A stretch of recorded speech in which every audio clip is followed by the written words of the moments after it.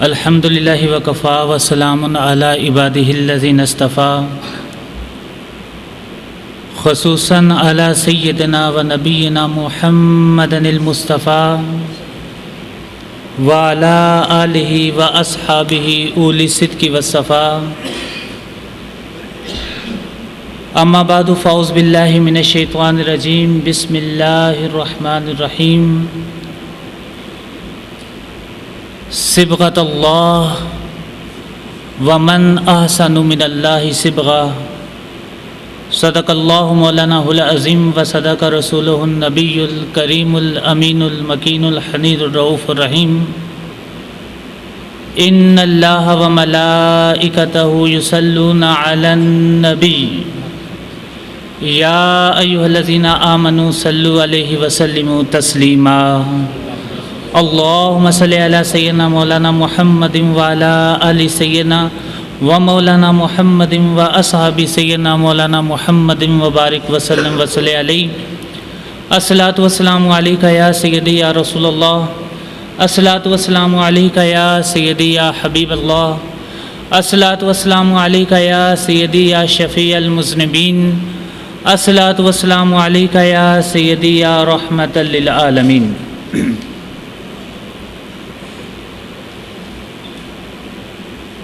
محترم حاضرین و سامعین کرام، اللہ جل مجدہ کی توفیق و عنایت اور اس کے کرم سے آج جو آیہ کریمہ میں نے عنوان گفتگو پہ تلاوت کرنے کا شرف حاصل کیا ہے، اسی آیہ کریمہ کے حوالے سے ہم نے پچھلا جمعہ کے موقع پر خطاب کیا تھا، اور ہم اپنے پچھلے خطاب میں اس مقام پہ پہنچے تھے کہ اللہ تبارک تعالیٰ ہر انسان کو انڈیویجولی ایک کیفیت عطا کرتا ہے۔ یہ جو کیفیات ہیں یہ انسان کے دل پہ وارد ہوتی ہیں ڈائریکٹ، اور پھر اس کیفیت کو حال میں بدلنا اور پھر اس حال کے ذریعے کسی مقام پہ پہنچنا، یہ سارے کا سارا انسان کی اپنی جدوجہد، ریاضت اور اللہ تبارک تعالیٰ سے طلب اور جستجو کا نام ہے۔ اب اللہ تبارک تعالیٰ نے ہمیں ایک کیفیت کا مہینہ عطا فرمایا، اور وہ مہینہ یہ رمضان ہے جس میں اللہ تبارک تعالیٰ نے ارشاد فرمایا کہ میں نے تمہارے لیے ایک کیفیت بنا دی ہے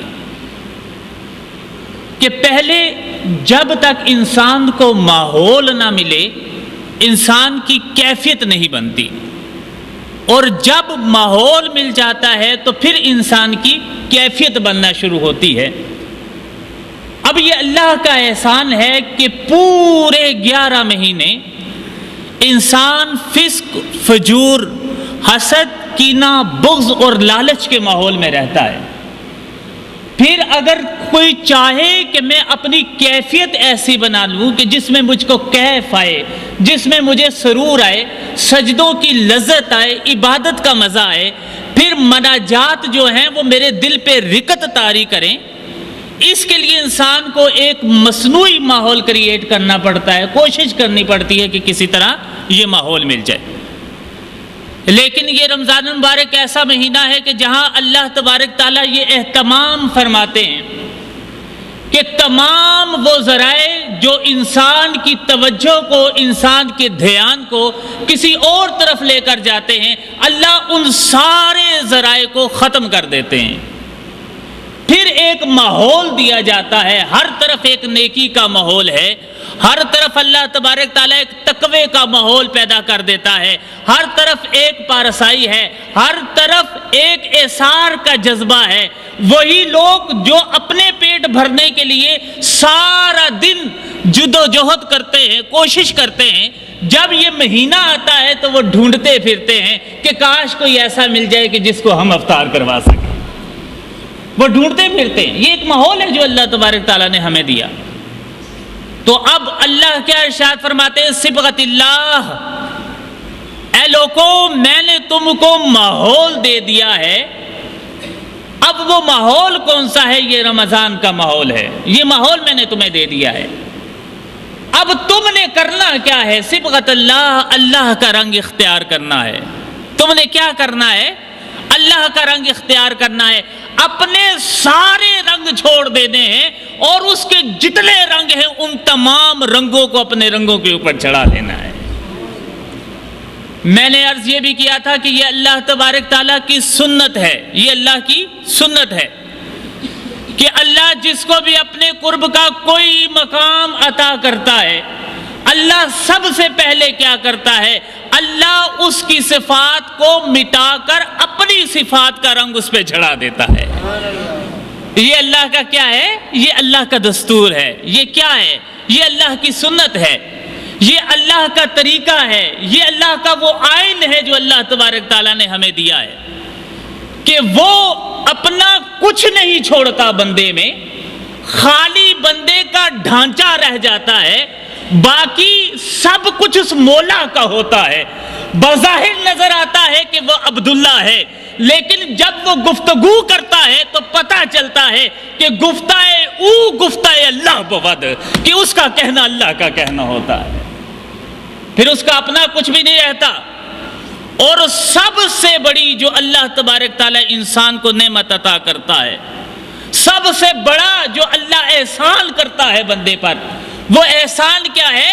کہ اللہ تبارک تعالیٰ اس بندے کو ساری دنیا سے بے نیاز کر کر اپنے در کا نیاز مند بنا لیتا ہے۔ یہ اللہ کا پہلا قاعدہ ہے۔ اب رمضان میں کیا ہوتا ہے؟ انسانی زندگی کی ضرورتیں کیا ہیں؟ روٹی، کپڑا اور مکان، یہ تین بیسک ضروریات ہیں کہ جس کے بغیر انسان کی زندگی تصور ہی نہیں ہو سکتی۔ باقی جتنی ہیں وہ لگژریز ہیں کہ اب ہم نے اپنی ضرورتیں بنا لی ہیں، اگر وہ نہ بھی ہوں تو انسان کی زندگی کم از کم بسر ہو سکتی ہے، اس میں کوئی خلل نہیں آتا۔ لیکن تین بنیادی ضرورتیں ایسی ہیں، روٹی، کپڑا اور مکان، کہ جس کے بغیر انسان زندہ نہیں رہ سکتا۔ لیکن عجیب طرفہ تماشا ہے کہ کتنے لوگ ہیں جو پریزیڈنٹ ہاؤس کے نیچے فٹ پاتھ پہ سوتے ہیں، ان کے سر پہ مکان نہیں ہے، چھت نہیں ہے، لیکن پھر بھی وہ زندہ ہیں۔ کتنے لوگ ہیں جو واشنگٹن کے سائے میں بغیر چھت کے سوتے ہیں، لیکن پھر بھی وہ زندہ ہیں۔ اور اس کے بعد کتنے آپ نے دیکھا ہوگا ننگ دھڑنگ پھرتے ہیں کہ نہ سردیوں میں تن پہ کچھ ہوتا ہے نہ گرمیوں میں تن پہ کچھ ہوتا ہے، لیکن اس کے باوجود وہ زندہ ہیں، ان کی سانس منقطع نہیں ہوتی۔ تو تین ضرورتیں جو تھیں وہ بیسک تھیں، لازمی تھیں۔ پہلی کیا؟ روٹی، دوسری کپڑا اور مکان۔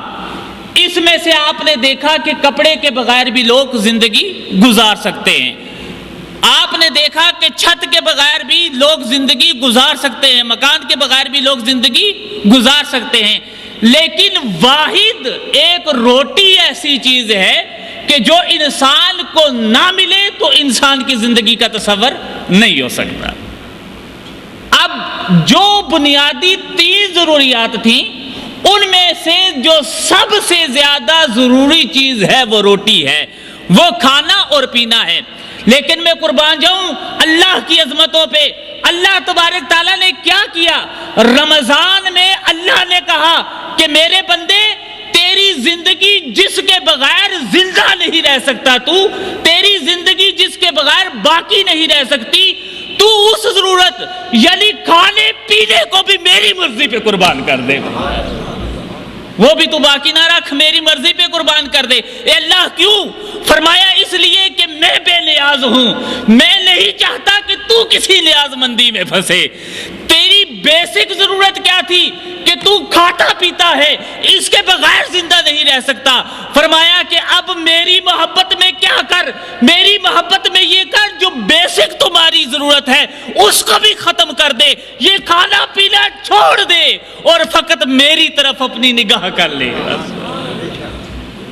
یہ کیا تھی؟ بیسک ضرورت تھی. اللہ نے کیا کہا کہ بندے اس کو بھی چھوڑ دے. مولا کیوں؟ میں بے نیاز ہوں، میں بے نیازی کو پسند کرتا ہوں. اور حال کیا ہے؟ کلیہ اور قاعدہ کیا ہے؟ جو اس دنیا میں کسی چیز کا نیاز مند ہوتا ہے وہ اللہ سے بے نیاز ہوتا ہے. جو اس دنیا میں کسی چیز کا نیاز مند ہوتا ہے وہ اللہ سے بے نیاز ہوتا ہے. اور جو دنیا میں ساری ضرورتوں سے بے نیاز ہوتا ہے، بے نیاز ہوتا ہے، وہ اللہ کا نیاز مند ہوتا ہے. جو دنیا میں بے نیاز ہو کے رہا وہ اللہ کا نیاز مند ہو گیا، اور جو دنیا کا نیاز مند ہوا وہ اللہ سے بے نیاز ہو گیا. یہ کلی اور قاعدہ ہے. تو اللہ جس کو بھی قرب عطا کرتا ہے فرماتا ہے کہ ساری ضرورتوں کو چھوڑ دے، ساری ضرورتوں کو چھوڑ دے، ساری ضرورتوں کو چھوڑ دے. اللہ کون کون سی ضرورت؟ فرمایا کھانا پینا جو تمہاری بیسک ضرورت ہے تو اس کو بھی چھوڑ دے. اور کہا پھر دیکھ میرا کرم بھی دیکھ، میرا حال کیا ہے. فرمایا لا یکلف اللہ نفسا الا وسعها. اے لوگو تم یہ سمجھتے ہو کہ تم نے بڑا احسار کیا ہے، تم یہ سمجھتے ہو کہ تم نے اللہ کے لیے بڑی ریاضت کی ہے، بڑا مجاہدہ کیا ہے. فرمایا نہیں، میں تمہارا خالق ہوں، میں جانتا ہوں کہ تمہاری کیپیسٹی کہاں تک ہے. فرمایا کہ جب میں دیکھتا ہوں کہ میرا بندہ نڈھال ہو رہا ہے، میں اس پہ نسیان طاری کر دیتا ہوں، وہ بھول کے پانی پی لیتا ہے. جب اس کو یاد آتا ہے تو میں کہتا ہوں کہ کوئی نہیں، تو نے تو بھول کے پیا تھا، تیرا روزہ نہیں ٹوٹا.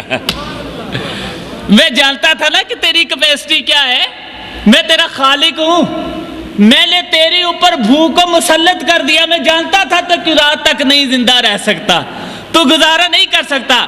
اب جو میں تمہیں کٹھن منزلوں سے گزارتا ہوں، جو مصیبتیں آتی ہیں، جو ریاضت کرتے ہو، جو مجاہدہ کرتے ہو، فرمایا لا یکلف اللہ نفسا الا وسعها. ہم ٹک ٹکی باندھ کے تیرے چہرے کی طرف دیکھتے رہتے ہیں، ہم ٹک ٹکی باندھ کے تیرے چہرے کی طرف دیکھتے رہتے ہیں کہ کہیں میرے بندے کا چہرہ مرجھا تو نہیں گیا اس ریاضت کی وجہ سے، کہیں یہ گلا تو نہیں کرنے لگا. ہم خود تجھے ہمت بھی عطا کرتے رہتے ہیں، ہم خود تجھے ہمت بھی عطا کرتے ہیں. ہم وہ نہیں، ہماری بارگاہ وہ نہیں کہ جو جھولی دیکھ کے بھیک دیتی ہے، ہم تو بھیک بھی دیتے ہیں اور جھولی بھی عطا کرتے ہیں. ہمارا حال یہ ہے. ہم یہ نہیں دیکھتے کہ کسی کا ظرف کیا ہے، کوئی بے ظرف اور کم ظرف والا بھی ہماری بارگاہ میں آ جائے اور دعا کرے کہ اللہ تیرا قرب چاہیے. ہم نہیں دیکھتے کہ اس کا ظرف نہیں ہے. ہم کیا کرتے ہیں؟ ہم یہ کرتے ہیں کہ ہمارا اصول اور قاعدہ ہے، ساری دنیا خیرات دیتی ہے جھولی دیکھ کے، کہ جھولی میں جتنا آیا دے دیا. فرمایا کہ ہم یہ نہیں دیکھتے، ہم تو یہ دیکھتے ہیں کہ اگر تمہارے پاس جھولی نہیں تو تم کو جھولی بھی عطا کرتے اور خیرات بھی عطا کرتے. ہمارا یہ کلیہ اور قاعدہ ہے. نشہ پلا کے گرانا تو سب کو آتا ہے. علامہ اقبال نے کہا تھا نا کہ نشہ پلا کے گرانا تو سب کو آتا ہے، مزہ تو تب ہے کہ گرتوں کو تھام لے ساکی. یہ کوئی بات نہیں ہے کہ بھیک ظرف کے مطابق دیجئے. فرمایا نہیں، میں جب دیتا ہوں تمہیں تکلیف دیتا ہوں تو تمہارا ظرف دیکھتا ہوں، لیکن جب میں اپنی عطا کرتا ہوں، اپنا کرم کرتا ہوں تو پھر اپنی رحمت کو دیکھتا ہوں. دیتا تکلیف، مشکل تمہیں دیتا ہوں لیکن تمہارے ظرف کے مطابق دیتا ہوں، اور جب رحمت کی باری آتی ہے تو پھر میں اپنی رحمت کی طرف دیکھتا ہوں، تمہارے ظرف کی طرف نہیں دیکھتا. اس لیے فرمایا کہ اے بندے، جب تو اپنی بیسک ضرورت کو بھی میری رضا پہ قربان کر دیتا ہے تو فرمایا کہ پھر اس کی جزا کیا ہے؟ فرمایا کہ الصوم لی وانا اجزی بہ. فرمایا کہ جو اس سطح پہ آ جائیں کہ اپنی بیسک ضرورت کو بھی قربان کر دیں تو حساب کتاب تو ان کے ساتھ ہوتا ہے کہ جو کچھ اپنے پاس باقی رکھتے ہیں کچھ اللہ کی بارگاہ میں دیتے ہیں. حساب کتاب تو ان کے ساتھ ہوتا ہے نا. کسی کو 7 گنا دیتا ہوں، کسی کو 70 گنا دیتا ہوں، کسی کو 100 گنا بڑھا کر دیتا ہوں، کسی کو 7,000 گنا بڑھا کر دیتا ہوں، اس کی اخلاص کو دیکھتا ہوں، اس کی نیت کو دیکھتا ہوں۔ فرمایا لیکن بندے کیونکہ تیرے ساتھ ڈیل یہ تھی کہ تو نے تو اپنی بیسک کو بھی قربان کر دیا، وہ جو تیری آخری ضرورت تھی تو نے اس کو بھی نہ دیکھا، تو فرمایا کہ جب تو نے اتنا کچھ قربان کر دیا اب تیرے ساتھ حساب کیا کرنا، جب تو میرے پاس آئے گا پھر تیرے پاس کوئی حساب نہیں، تو میرے سامنے کھڑا ہوگا، میں تیرے سامنے کھڑا ہوں گا، اب میرا جو جی چاہے گا میں تجھے عطا کروں گا۔ لیکن وہ کسی حساب کتاب میں نہیں ہوگا، کسی حساب کتاب میں نہیں ہوگا۔ آقا علیہ الصلوۃ والسلام نے ارشاد فرمایا کہ جنتی جب جنت کی طرف جائیں گے تو فرمایا کہ جنت کے دروازے ہیں، ان دروازوں میں سے ہر کسی دروازے سے لوگوں کو پکارا جائے گا۔ متقی جو ہوں گے انہیں ایک علیحدہ دروازے سے پکارا جائے گا، اور جو لوگ اللہ کی راہ میں سخاوت کرنے والے ہوں گے ان کو ایک علیحدہ دروازے سے پکارا جائے گا، جو لوگ عبادت گزار ہوں گے ان کو ایک علیحدہ دروازے سے پکارا جائے گا۔ فرمایا لیکن سنو، قیامت والے دن ایک دروازہ ہے جسے باب الریان کہتے ہیں، اور اس دروازے سے فقط روزہ داروں کو بلایا جائے گا۔ صحابہ کرام نے عرض کیا کہ یا رسول اللہ یہ باب الریان کیا ہے؟ یا رسول اللہ یہ باب الریان کیا ہے؟ تو آقا علیہ الصلوۃ والسلام نے ارشاد فرمایا وَهُوَ مَوْعُودٌ بِلِقَاءِ اللَّهِ تَعَالَى، فرمایا کہ لوگوں سنو، ہر دروازے سے جنت کی طرف بلایا جائے گا کہ آؤ دنیا میں سخاوت کرنے والوں آؤ، اب تمہارے لیے جنت کی نعمتیں منتظر ہیں، اس دروازے سے اندر داخل ہو اور جنت میں داخل ہو جاؤ۔ جو عبادت کرتا رہا، رات کی ٹھنڈی راتوں میں کھڑے ہو کر اللہ کے حضور سجدے کرتا رہا، تسبیح کرتا رہا، مناجات کرتا رہا، فرمایا اس کو بھی ایک دروازے سے بلایا جائے گا، کہا جائے گا او عبادت گزار آ جا۔ وہ پوچھے گا اللہ کہاں جانا ہے؟ اللہ فرمائے گا کہ چلو اس دروازے سے اندر چلو، اندر تمہیں جنت کی نعمتیں آواز دے رہی ہیں، جنت کی نعمتیں تمہیں آواز دے رہی ہیں۔ ارے اپنی بھوک کو چھوڑ کے دوسروں کو کھلانے والوں آ جاؤ، اس دروازے سے آ جاؤ۔ اے اللہ اس دروازے کے اندر کیا ہے؟ فرمایا کہ جنت ہے، اور جنت کے اندر نعمتیں ہیں جو تمہارا انتظار کر رہی ہیں۔ لیکن روزے داروں کو علیحدہ کر کے کھڑا کر دیا جائے گا کہ روزے داروں ادھر کھڑے ہو جاؤ۔ روزے دار کھڑے ہو جائیں گے، کوئی کہاں سے بلایا جا رہا ہے، کوئی کہاں سے بلایا جا رہا ہے۔ روزے دار حیرت میں آ کر پوچھیں گے کہ اللہ ہماری پکار کہاں سے ہوگی؟ تو آواز آئے گی کہ باب الریان، روزے داروں کے لیے باب الریان کو کھول دیا جائے۔ اب صحابہ کرام نے پوچھا کہ یا رسول اللہ یہ باب الریان کیا ہے؟ یہ باب الریان کیا ہے؟ تو آقا علیہ الصلوۃ والسلام نے ارشاد فرمایا وَهُوَ مَوْعُودٌ بِلِقَاءِ اللَّهِ تَعَالَى، اے میرے صحابہ ہر دروازے سے جنت کی طرف بلایا جائے گا، لیکن باب الریان وہ ہے کہ جہاں صدا دی جائے گی اے روزہ دارو اندر داخل ہو جاؤ، اللہ خود تمہارا انتظار کر رہا ہے، اس طرح اندر داخل ہو جاؤ، اللہ خود تمہارا انتظار کر رہا ہے۔ اب اس کی جزا اور کوئی نہیں، جنت جن کو ملی وہ بہت بہتر ہیں، جن کو اللہ نے جنت کی نعمتیں عطا کی وہ بہت بہتر ہیں، لیکن سنو کہ تم نے جو عبادت کی ہے اس کی جزا یہ ہے کہ وہ ساری نعمتوں کا مالک خود تمہارا انتظار کر رہا ہے۔ موعودٌ بلقاء اللہ تعالی، بلایا جائے گا اللہ کی ملاقات کے لیے کہ اب اللہ کے میدان محشر میں تک گئے نا، ملاقات تو میدان محشر میں بھی ہو سکتی تھی نا۔ اللہ کہتا سارے روزے دار ادھر ہو جائیں، آج میں روزے داروں سے دو باتیں کرنا چاہتا ہوں، میں نعمتیں دکھانا چاہتا ہوں روزے داروں کو، لیکن اللہ نے کہا نہیں، ان کو باب الریان سے بلاؤ، میں باب الریان کے پیچھے کھڑے ہو کر ان کا انتظار کروں گا۔ تو کس لیے؟ اس لیے کہ اللہ یہ چاہتا تھا کہ جس طرح انہوں نے دنیا میں سب سے چھپ کر خالی میرے لیے روزہ رکھا. یہ اگر چاہتے تو کھا بھی سکتے تھے, کون دیکھ سکتا تھا؟ یہ اگر چاہتے تو خیانت بھی کر سکتے تھے, کون دیکھ سکتا تھا؟ یہ دنیا کے سامنے روزہ دار رہتے, لیکن ان کو ہر وقت میری حیا رہی کہ وہ اللہ دیکھ رہا ہے.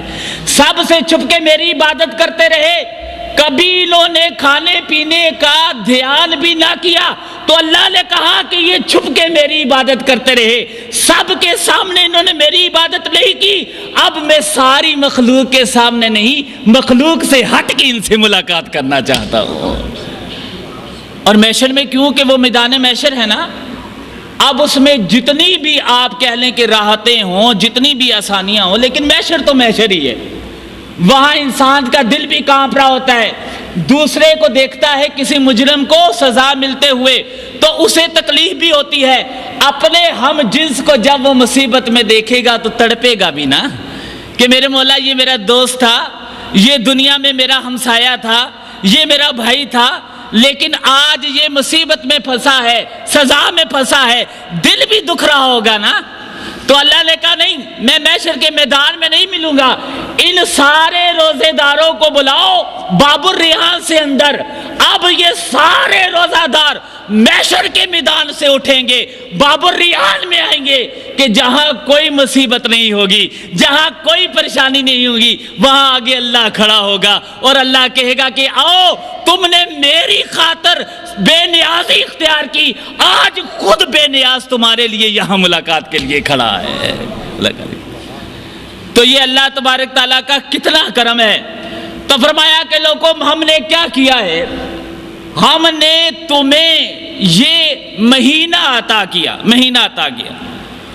اور اس مہینے میں تم نے کرنا کیا ہے کہ تم نے بھوک کو برداشت کرنا ہے, اور پھر بھوک کو برداشت کرنے کا کلیہ بھی اللہ تبارک تعالیٰ نے خود ارشاد فرما دیا. اور وہ کلیہ کیا ہے؟ اللہ تبارک تعالیٰ ارشاد فرماتے ہیں کہ اے ایمان والو, ہم نے تم پہ روزے فرض کیے, کما کتب علی الذین من قبلکم لعلکم تتقون, جیسے کہ تم سے پہلے والے لوگوں پہ فرض کیے گئے تھے تاکہ تم تقوی تک پہنچ سکو. یہ جو تقوی ہے نا, جسے تقوی کہتے ہیں, یہی تقوی ایسی چیز ہے کہ جس کا کلیہ بھی اللہ تبارک تعالیٰ نے خود ارشاد فرما دیا. اور وہ کلیہ کیا ہے؟ اللہ تبارک تعالیٰ ارشاد فرماتے ہیں کہ اے ایمان والو, ہم نے تم پہ روزے فرض کیے, کما کتب علی الذین من قبلکم لعلکم تتقون, جیسے کہ تم سے پہلے والے لوگوں پہ فرض کیے گئے تھے تاکہ تم تقوی تک پہنچ سکو. یہ جو تقوی ہے نا, جسے تقوی کہتے ہیں, یہی تقوی ایسی چیز ہے کہ جس کا حصول ایک دفعہ ہو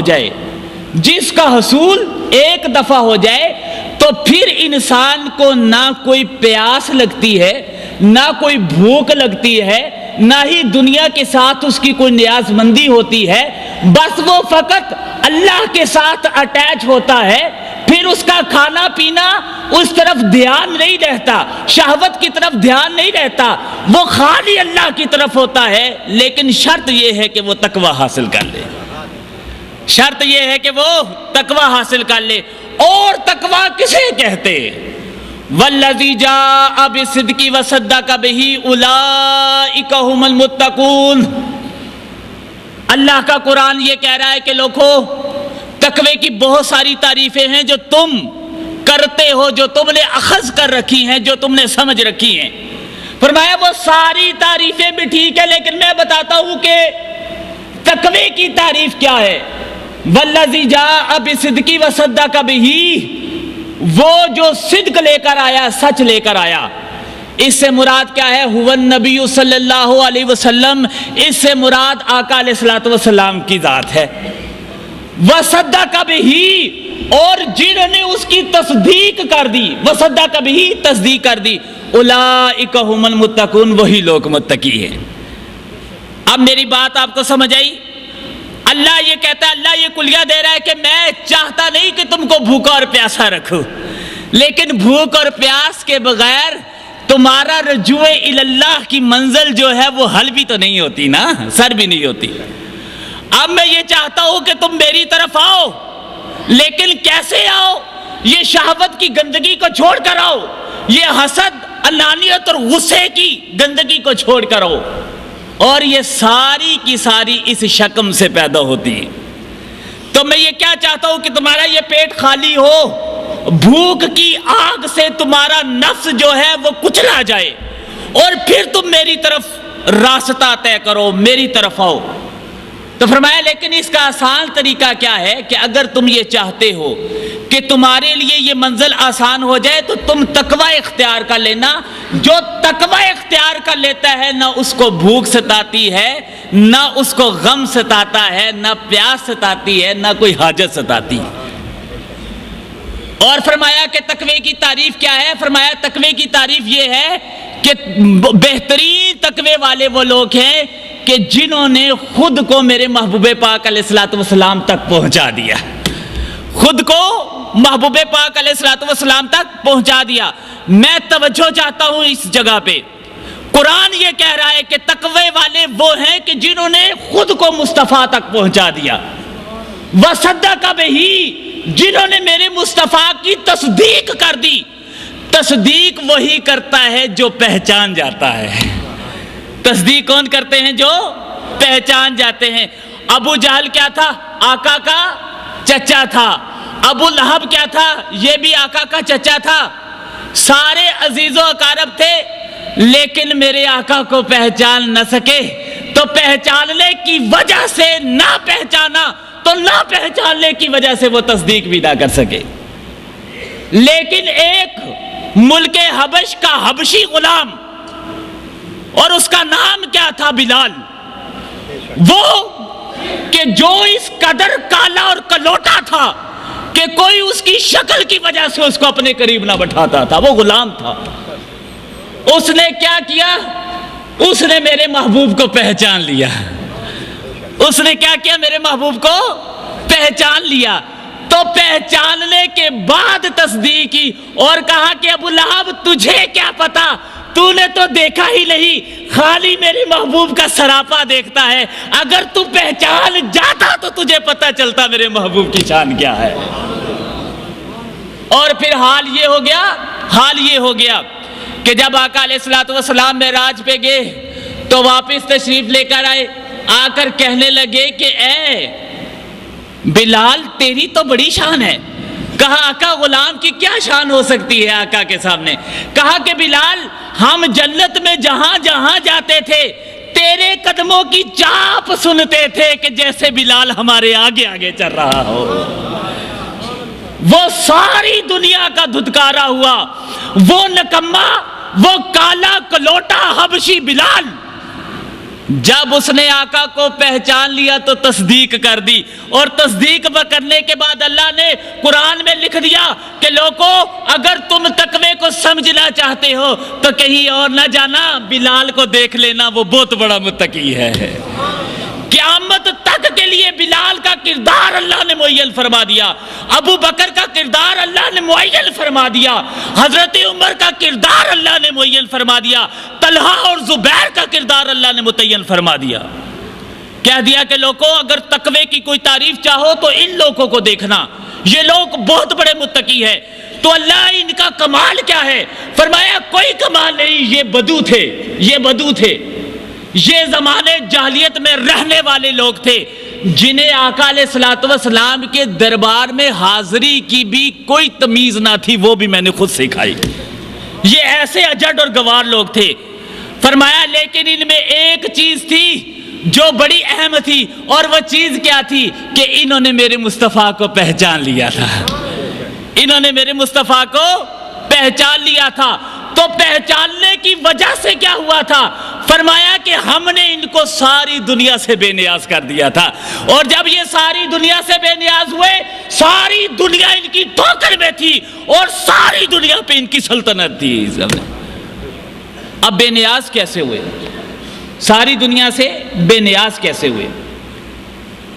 اب یہ بات سنیے گا، حضرت یوسف علیہ السلام، حضرت یوسف علیہ السلام مصر میں جب قحط کا زمانہ تھا اور آخری 3 مہینے رہ گئے، 3 مہینے رہ گئے تو حضرت یوسف علیہ السلام کے پاس غلہ ختم ہو گیا۔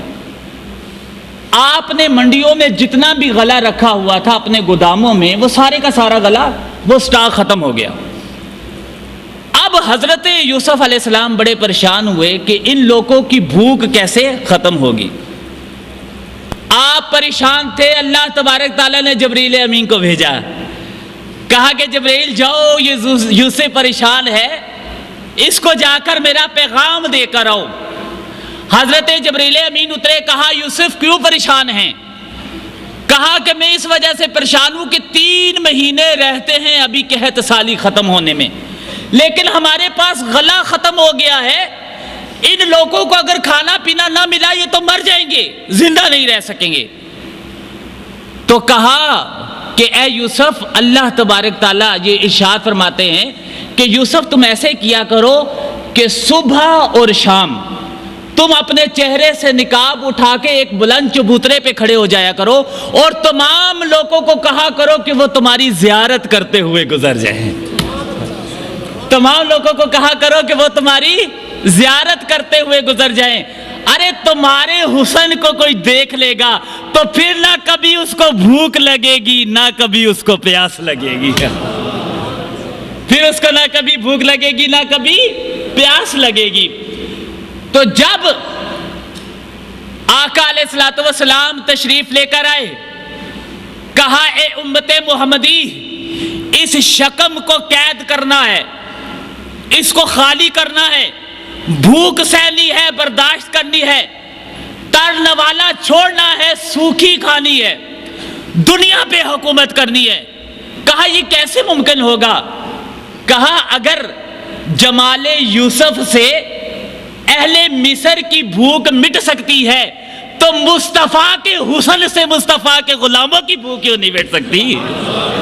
یہ بھی مٹ سکتی ہے۔ یہی بات ہے حضرت عمر فاروق، حضرت علی المرتضیٰ اور پھر حضرت ابو بکر صدیق، احادیث میں بکثرت احادیث موجود ہیں، کیونکہ وقت بہت تھوڑا ہے اس لیے میں آپ حضرات کی وہ گوش گزار نہیں کروں گا۔ بکثرت احادیث موجود ہیں کہ جب بھی ان کو بھوک لگتی وہ کچھ اور نہ کرتے، یہ نہ کہتے محبوب پاک علیہ الصلوۃ والسلام سے آ کر کہ اے محبوب دعا کیجئے کہ اللہ ہمیں کھانا دے جائے، یہ نہ کہتے تھے، بلکہ کیا کرتے تھے؟ محبوب پاک علیہ الصلوۃ والسلام کی بارگاہ میں آ کے کھڑے ہو جاتے۔ اللہ نے منع کر دیا تھا کہ ابو بکر صدا نہ دینا، میرے محبوب اندر آرام کر رہے ہوں گے۔ اے عمر اونچی آواز میں بلانا نہ، میرے محبوب آرام کر رہے ہوں گے۔ باہر آ کے کھڑے ہو جاتے، ہاتھ باندھ کے کھڑے ہو جاتے۔ سخت بھوک نے ستایا ہوتا، ادھر مصطفیٰ کریم باہر نکلتے، آپ کے چہرے پر دعا کی زیارت ہوتی، تمام کو اپنی بھوک بھی بھول جاتی، اپنی پیاس بھی بھول جاتی، کچھ بھی باقی نہ رہتا، سارے اپنے دکھ بھول جاتے، سارے اپنی پریشانیاں بھول جاتے، وہ فقط چہرہ مصطفیٰ کو دیکھتے، ساری کی ساری مصیبتیں ختم ہو جاتی۔ اب اللہ کیا کہتا ہے؟ اے لوگوں یہ راستہ بڑا مشکل ہے، مجھ تک آنے کا راستہ بڑا مشکل ہے، تمہیں اپنی قربانی دینی ہوگی، اپنی خواہشات کی قربانی دینی ہوگی، تمہیں اپنی انانیت کو بھیڑ چڑھانا ہوگا، قربان کرنا ہوگا، یہ راستہ بڑا مشکل ہے، لیکن میں تمہیں بتاتا ہوں تقوی اختیار کر لو تو تمہارے لیے یہ آسان ہو جائے گا۔ اور تقوی کیا ہے؟ تقوی یہ ہے کہ تم جمال مصطفیٰ پہ اپنی نظریں جما لو۔ تقوی کیا ہے؟ کہ تم جمال مصطفیٰ پہ اپنی نظریں جما لو۔ جو جمال مصطفیٰ کو دیکھتا ہے پھر وہ دنیا کی کسی چیز کی طرف نہیں دیکھتا ہے، کسی چیز کی طرف نہیں۔ تو یہ بہترین تقوی ہے اور یہ سب سے بڑا علاج ہے بھوک کا، سب سے بڑا علاج ہے ریاضت کا، کہ اگر اللہ تبارک تعالیٰ اپنی طرف کسی کو بلانا چاہے، اور لوگوں سن لو کہ اللہ نے کبھی بھی کسی کو اپنی طرف بلایا ہے تو بغیر ریاضت اور مجاہدے کے نہیں بلایا، بالکل بھی نہیں بلایا۔ اگر آپ رمضان کو دیکھ لیں تو یہ رمضان سارے کا سارا میرے محبوب پاک علیہ الصلوۃ والسلام کی اداؤں کا نام ہے۔ سارے کا سارا کیا ہے؟ میرے محبوب کی اداؤں کا نام ہے۔ اللہ تبارک تعالیٰ کے حبیب پاک علیہ الصلوۃ والسلام غار حرا میں جاتے، وہاں حال یہ ہوتا، خدیجۃ الکبریٰ ارشاد فرماتی ہے کہ میں جاتی، جا کر دیکھتی ستو بھی وہی پڑے ہوتے، کھجوریں بھی وہی پڑی ہوتی، اور آقا 7 دن عالم بے خودی میں بیٹھے ہوتے۔ ہم نہیں دیکھا۔ اور فرمایا کہ پھر وہ وقت آیا کہ جب جبریل امین تشریف لے کر آئے، جبریل نے ندا دی کہ اے محبوب، آپ جس کے لیے وَوَجَدَكَ ضَالًّا فَهَدَىٰ، اے محبوب آپ جس کے لیے ساری دنیا کو بھلائے بیٹھے ہیں، آج وہ خود تیرے پاس تیری ملاقات کے لیے آ گیا ہے۔ اب ہجر کی راتیں ختم ہوگی، وصال کے لمحے شروع ہوگے۔ تو جب یہ مشاہدہ ہوا تو اس مشاہدے میں قرآن اترا۔ 27ویں رات، یہ 27ویں رات وہ ہے کہ جو اللہ تبارک تعالیٰ نے اس رمضان میں رکھ دی۔ تو یہ جو مہینہ ہے یہ میرے محبوب کی اداؤں کا نام ہے کہ محبوب پاک علیہ الصلوۃ والسلام نے غار حرا میں بھوک کو برداشت کیا۔ اللہ کی لقاء کے شوق میں آپ ساری دنیا سے بے نیاز ہو گئے۔ تو اللہ نے کیا کہا کہ لوگوں تم بھی بھوک برداشت کرو، کس لیے کہ میرے محبوب نے برداشت کی ہے۔ اور پھر میرے محبوب نے ساری دنیا کو چھوڑ دیا تھا، خالی میری بارگاہ میں آ کر بیٹھ گئے تھے۔ تم بھی اعتکاف کیا کرو، ساری دنیا کو چھوڑ کے مسجد میں آ کر بیٹھ جایا کرو میرے محبوب کی اتباع کے لیے۔ اور فرمایا کہ پھر ہم نے کیا کیا تھا، ہم نے اس کے بعد اپنے محبوب کو مشاہدہ کروایا تھا۔ پھر ہجر کی لمبی راتیں ختم ہوئی تھی، وصال کے سلسلے شروع ہوئے تھے۔ اور فرمایا کہ جو رمضان میں میرے محبوب کی اداؤں پہ عمل کر لیتا ہے، ارے سن لو، آخری عشرے میں کوئی ایسی رات بھی آتی ہے کہ جب وہ رحمان اس کو پیغام دیتا ہے، القاء کرتا ہے، ارے میری طرف آنے کی جدوجہد کرنے والے تجھے مبارک ہو، اب تیرے لیے ہجر ختم ہو گیا ہے، اب تیرے لیے ہجر ختم ہو گیا اور وصال شروع ہو گیا۔ تو یہ سارے کا سارا دین کیا ہے؟ یہ محبوب پاک علیہ الصلوۃ والسلام کی اداؤں کا نام ہے۔ تو اگر اپنے آپ کو مستحکم رکھنا چاہتے ہو تو اس کا ایک ہی طریقہ ہے کہ کثرت کے ساتھ محبوب پاک علیہ الصلوۃ والسلام پہ درود پڑھو۔ تو درود سے مراد یہ نہیں ہے کہ خالی تسبیح لے لی اور پڑھنا شروع کر دیا، میں نے 100 دفعہ پڑھا، 200 دفعہ پڑھا، یہ بالکل نہیں ہے مراد یہ ہے، درود سے مراد یہ ہے کہ محبوب کو یاد کرنا۔ جب اٹھو تو تمہیں یاد رہے کہ جب میرے محبوب اٹھتے تھے ان کی اٹھنے کی ادا کیا ہوتی تھی۔ تمہیں یاد رہے کہ جب میرے محبوب کے پاس کوئی بھوکا آتا تھا تو محبوب اس کے ساتھ کیسے رحم فرماتے تھے، ان کی ادا کیا ہوتی تھی۔ تمہیں یاد رہے کہ جب میرے محبوب بازار میں ہوتے تھے تو ان کی ادا کیا ہوتی تھی۔ جب وہ میاں کے شوہر کے روپ میں ہوتے تھے تو پھر ان کی ادا کیا ہوتی تھی۔